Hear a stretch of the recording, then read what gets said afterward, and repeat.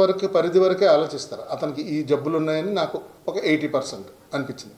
తర్వాత సుధీర్ చూడొచ్చు, సత్యపద్మ చూడొచ్చు, మనీష్ చూడొచ్చు, మా టీంలో ఇంకోళ్ళు చూశాక వి సిట్ అండ్ డిస్కస్ ఏంటండి ఈ కేసు సార్.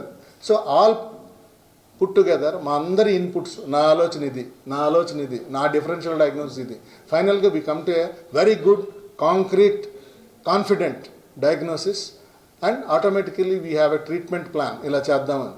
సో ఒక టీమ్గా, అంటే నేను యూనిక్ ఫీచర్ చెప్తున్నాను, ఒక టీమ్గా కలిసికట్టుగా అందరి ఇంటెలిజెన్స్ ఇంటలెక్ట్తో ఇన్పుట్స్తో జరిగేటటువంటి డయాగ్నోసిస్ ట్రీట్మెంట్ కాబట్టి డెఫినెట్గా ఇది 100 కాదు 120% కూడా నార్మల్ కంటే బెటర్గా ఉంటుందని నేను ఈ విధంగా మీ పాత్రికేయుల ద్వారా వినియోగించుకుంటున్నాను. తర్వాత ఏంటి వర్క్ చేశాను, ఇంకొకటి మా డిపార్ట్మెంట్ గురించి చెప్పాలి. మా డిపార్ట్మెంట్ అకాడమిక్గా అంటే ఓన్లీ వర్కే చేస్తుందా అని అంటే, మెడికల్ కాలేజీల్లో ఎలాగైతే పోస్ట్ గ్రాడ్యుయేట్ ఎడ్యుకేషన్ ఉంటుందో ఇప్పుడు లాస్ట్ ఇయర్ నుంచే మాకు పోస్ట్ గ్రాడ్యుయేట్ ఎడ్యుకేషన్ ఉంది. 3 డిఎన్బి సీట్లు, 3 డిఎన్బి సీట్లు, 3 డిఎన్బి స్టూడెంట్స్, రెసిడెంట్స్ అంటాం పీజీలని, వాళ్ళు కూడా వచ్చి జాయిన్ అయ్యారు. వాళ్ళు కూడా మా వర్క్లో పాలు పంచుకుంటారు. సో వాళ్ళకి టీచింగ్, వర్క్, లెర్నింగ్ కూడా ఉంది.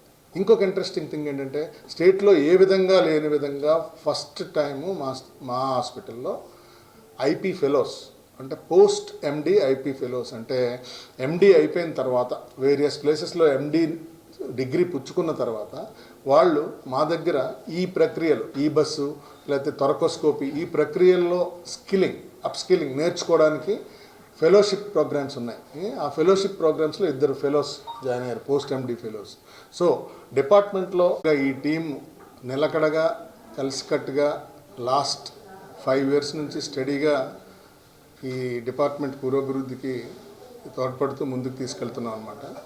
అసలు మామూలుగా చెప్తాను, అసలు పల్మనాలజీ డిపార్ట్మెంట్ అంటే ఏంటి అనేది. ఒకప్పుడు దీనికి రకరకాల పేర్లతో పిలిచేవారు.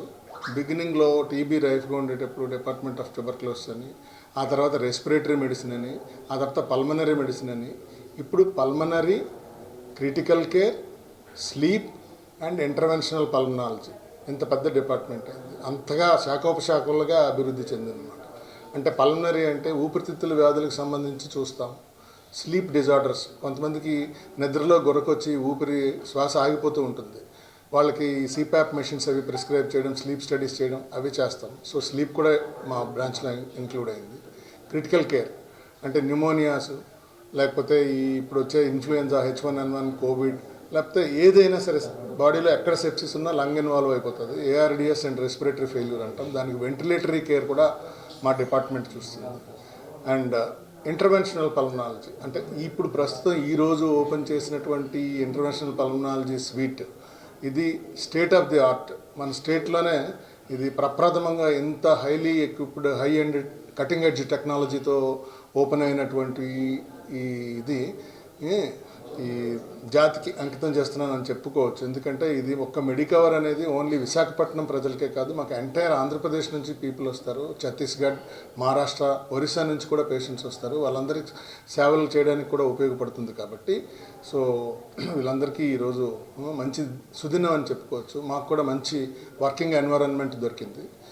సో ఇంటర్వెన్షనల్ పల్మనాలజీ అంటే ఏంటి, మేమేం చేస్తాం, అసలు వై అంటే ఊర్లో బోల్డ్ హాస్పిటల్స్ ఉన్నాయి కదా, మేమే ఎందుకు ప్రత్యేకం అని కూడా నేను చెప్తాను ఈరోజు. సో ఇంటర్వెన్షనల్ పల్మనాలజీ అంటే చిన్న దగ్గర నుంచి మొదలెట్టుకుంటే, అంటే ఐసీయూలో ఒక న్యూమోనియా వచ్చింది, లేకపోతే ఒక రెస్పిరేటరీ ఫెయిల్యూర్ వచ్చింది, ఎందుకు అనగానే ఇమీడియట్గా మా టీంలో ఎవరో ఒకరు బ్రాంకోస్కోప్ చేసి బ్రాంకియల్ వాషింగ్స్ అంటే డైరెక్ట్గా ఇన్ఫెక్షన్ దగ్గరికి వెళ్ళి ఆ ఇన్ఫెక్షన్ వాషింగ్స్ తీసి మేము బయోఫైర్లు అవి చేసి ఇమ్మీడియట్గా విదిన్ 4 to 6 hours ఏ క్రిమి, ఏ బ్యాక్టీరియా, లేకపోతే ఏ వైరస్ వల్ల న్యూమోనియా వచ్చింది, ఏ మందులకు లొంగుతుంది, ఏ డ్రగ్స్కి అది రెసిస్టెన్స్ జీన్స్తో సహా. So 4 to 6 hours bacteriological diagnosis అయిపోయి దాని అప్రాప్రియేట్ ట్రీట్మెంట్, మందులు కూడా పెట్టేసేస్తాయి. అది ఫస్ట్ క్రిటికల్. ఐసీయూలోకి వచ్చేసరికి ఐసీయూలో ఏమైనా కొంతమందికి మ్యూకస్ ప్లగ్గింగ్ వాటి వల్ల లంగ్ కొలాప్స్ అయిపోద్ది. అప్పుడు కూడా ఇమీడియట్గా టీం మెంబర్ ఎవరో ఒకరు వచ్చి ఆ బ్రాంకోస్కోప్ చేసి మ్యూకస్ ప్లగ్గింగ్ తీస్తారు. కొంతమందికి బ్లీడింగ్ అవుతుంటుంది లంగ్స్లో, ఇమీడియట్గా బ్రాంకోస్కోప్ చేసి బ్లడ్ క్లాట్స్ రిమూవ్ చేస్తారు. సో ఈ విధంగా ఒక్కొక్కసారి డిఫికల్ట్ ఇంటిబేషన్ అవుతుంది. ఆఖరికి ఎనస్థీషియా డిపార్ట్మెంట్ వాళ్ళకి ఎప్పుడైనా సరే ఈ స్ట్రక్చరల్ అబ్నార్మాలిటీ వల్ల ఎనస్థీషియా ఇచ్చే ముందు ఎండోట్రకిల్ ట్యూబ్ అని గొట్టం వేస్తే అది కష్టమైనా కూడా ఎవరో ఒకరు టీం మెంబర్ వెళ్ళి బ్రాంకోస్కోప్ గైడెడ్గా విజువల్గా ట్యూబ్ వేసి వాళ్ళకి ఎనస్థీషియా ఇచ్చే దాంట్లో సహకరిస్తాం. ఇంకా పైకి వస్తే లంగ్ క్యాన్సర్ డయాగ్నోసిస్ మా బ్రెడ్ అండ్ బటర్. చెప్పాలంటే ఎక్కువ కేసులు చేసేది కూడా అదే. లంగ్ క్యాన్సర్లో ఊపిరితిత్తుల్లో గాలిగొట్టాల్లో ఉన్న ట్యూమరు, లేకపోతే పెరిఫరల్గా లంగ్లో ఉన్న ట్యూమరు, వాటికి మామూలు రెగ్యులర్ బ్రాంకోస్కోపీయే కాకుండా ఈబస్ అంటే ఎండో బ్రాంకోస్కోపిక్ అల్ట్రాసౌండ్, దాంట్లో 2 రకాలు ఉంటాయి, కాన్వెక్స్ ప్రోబ్, రేడియల్ ప్రోబ్ అని. కాన్వెక్స్ ప్రోబ్ అనేది ఇక్కడున్న గ్లాండ్స్ సెంట్రల్ ట్యూమర్స్కి పనికొస్తుంది. బయట లంగ్ చివర్లో ఉన్నవి దూరంగా ఉండే వాటిని రేడియల్ ఈబస్ ద్వారా మేము యాక్సెస్ చేసి నీడిల్ ద్వారా మెటీరియల్ తీసి దాన్ని బయాప్సీ చేస్తాం.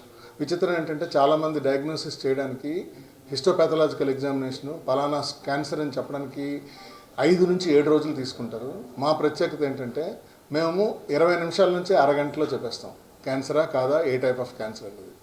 ఎట్లా మీకు రోజ్ అని ఉంది, ర్యాపిడ్ ఆన్ సైట్ ఎవాల్యుయేషన్. అంటే అక్కడికక్కడే పెథాలజిస్టు స్మియర్స్ తీసేసి మేము చేస్తుండగానే ప్రొసీజర్, సార్ శాంపుల్ వచ్చేసింది, మీ ప్రొసీజర్ అడక్వేట్, ఇంకా ఆపేయచ్చు, and this is the diagnosis, ఇది టీబీ, ఇది సార్కాయిడోసిస్, ఇది లంగ్ క్యాన్సర్ అని క్లియర్గా చెప్పేస్తారు. సో అంత ఫాస్ట్గా డయాగ్నోసిస్ అవుతుంది. సో క్యాన్సర్ అంటే మెడికల్ ఆంకాలజిస్ట్, సర్జికల్ ఆంకాలజిస్ట్కి కూడా మా సర్వీసెస్ ఉపయోగపడతాయి. అంటే మేము డయాగ్నోస్ చేసి ఆ లంగ్ క్యాన్సర్లో మాలిక్యులర్ ప్రొఫైలింగ్ అని ఉంది. ఎన్నాళ్ళు ఏంటంటే క్యాన్సర్కి రేడియోథెరపీ, కీమోథెరపీ, ఎర్లీ క్యాన్సర్స్ అయితే సర్జరీ చేసేవారు. ఇప్పుడు ఏంటంటే మేము మాలిక్యులర్ ప్రొఫైలింగ్, జీన్ ప్రొఫైలింగ్ అంటే ఈజీఎఫ్ఆర్, ఆల్క్, రాస్ అలాంటి మ్యూటేషన్స్ ఉంటే ఒక్కొక్క దానికి ఒక్కొక్క మందు కనిపెట్టేశారు ఇప్పుడు. అలాగే పెంబ్రోలిజుమాబ్ అని ఇమ్యూనోథెరపీ, ఏది ఇవ్వాలన్నా మేము టిష్యూ డయాగ్నోసిస్ ఇవ్వాలి, మాలిక్యులర్ ప్రొఫైలింగ్ ఇవ్వాలి. దానికి నెక్స్ట్ జనరేషన్ సీక్వెన్సింగ్ అని ఆ టెస్ట్ చేసి ఇమీడియట్గా మాలిక్యులర్ ప్రొఫైలింగ్ ఇచ్చి మెడికల్ ఆంకాలజిస్టులు ఏ మందు దానికి సూటబుల్ అనేది చెప్పడానికి కూడా మా డిపార్ట్మెంట్ దానికి వస్తుంది. అంతేకాకుండా ఒక్కొక్కసారి ఎండోబ్రాంకిల్ ట్యూమర్స్ ఉంటాయి. ట్యూమర్స్ ఉన్నప్పుడు లంగ్ కొలాప్స్ అయిపోతుంది. అప్పుడు రిజిడ్ బ్రాంకోస్కోపీ చేసి ఆ ట్యూమర్ డీబల్కింగ్ అంటే క్రయో కానీ ఎలక్ట్రోకాటరీ పెట్టి ఆ ట్యూమర్ తీసేసి ఆ గాలిగొట్టాలని మళ్ళీ నార్మల్గా ముందులాగా శ్వాస ఆడేలాగా చేస్తారు. అది కొంచెం కష్టమైన ప్రొసీజర్, రిజిడ్ బ్రాంకోస్కోపీతో చేస్తారు. అది కూడా మా టీం చేస్తుంది. తర్వాత పెరిఫరల్ ట్యూమర్స్కి రేడియల్ ఈబస్ చేస్తాము. అట్లాగే ఇందాక చెప్పాను మెడికల్ ఆంకాలజిస్ట్కి ఎట్లా చేస్తామో సర్జికల్ ఆంకాలజిస్ట్కి కూడా మా హెల్ప్ ఉంది. ఎట్లా మేము ఈబస్ ద్వారా లింఫ్ నోడ్స్ ఎక్కడెక్కడ ఉన్నాయో చూసి స్టేజింగ్ చేస్తాం. Stage 1, stage 2, stage 2A, B వరకు సర్జరీస్కి ఫిట్. సో ఆ ఫిట్నెస్కి పనికొస్తారు. సో మేము చేసే ఇన్ని ప్రొసీజర్లతో పాటు రిజిడ్ బ్రాంకోస్కోపీలో ఫారిన్ బాడీస్ అంటే ఎవరైనా చిన్నపిల్లలు పిక్క ఒక కాయిన్ ఏదో లంగ్స్లోకి వెళ్ళిపోయింది అనుకోండి, అప్పుడు లేదా ఎల్డర్లీ పీపుల్ ఒక్క నవ్వులతో పడుకోవడం అలవాటు ముసలాళ్ళు, ఆ ఒక్కపొడి లంగ్స్లోకి వెళ్ళిపోయి అప్పుడు బ్లాక్ అయిపోతుంది. అలాంటివి కూడా రిజిడ్ బ్రాంకోస్కోపీ ద్వారా తీసేసేటువంటి ప్రక్రియ అవన్నీ చేశాను చాలా. తర్వాత ఇంకొక మేజర్ డెవలప్మెంట్ ఏంటంటే లంగ్స్లో వాటర్ చేరుతుంది, దాన్ని ప్లోరల్ ఎఫ్యూజన్ అంటారు. అవి చేరడానికి బోల్డ్ కారణాలు ఉంటాయి.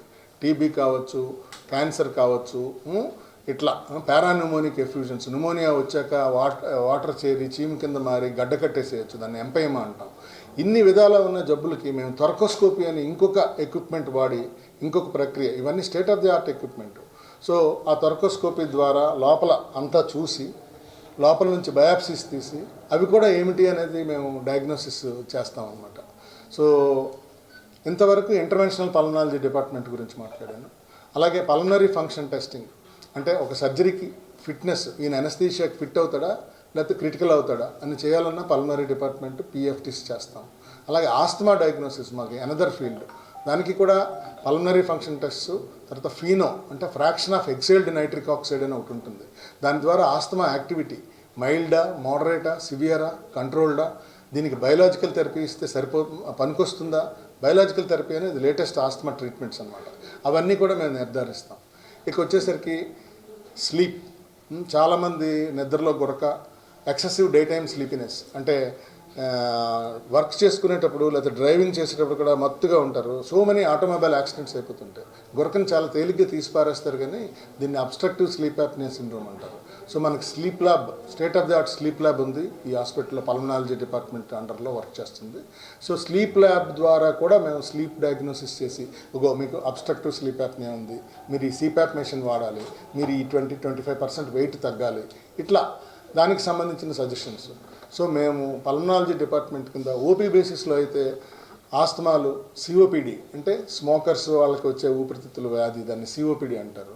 న్యూమోనియాస్, వైరల్ న్యూమోనియాస్ ఇప్పుడు మళ్ళీ స్టార్ట్ అవుతున్నాయి. కోవిడ్ తర్వాత ఇన్ఫ్లుయెన్జా, H1N1 న్యూమోనియాస్. మేము చేసే బయోఫైర్ టెస్టింగ్ అన్నాను చూడండి, దాని ద్వారా చాలా క్విక్గా న్యూమోనియా దేనివల్ల వచ్చిందో చెప్పేస్తాం అన్నమాట. సో ఇవన్నీ ఓపీలో ట్రీట్ చేస్తాం.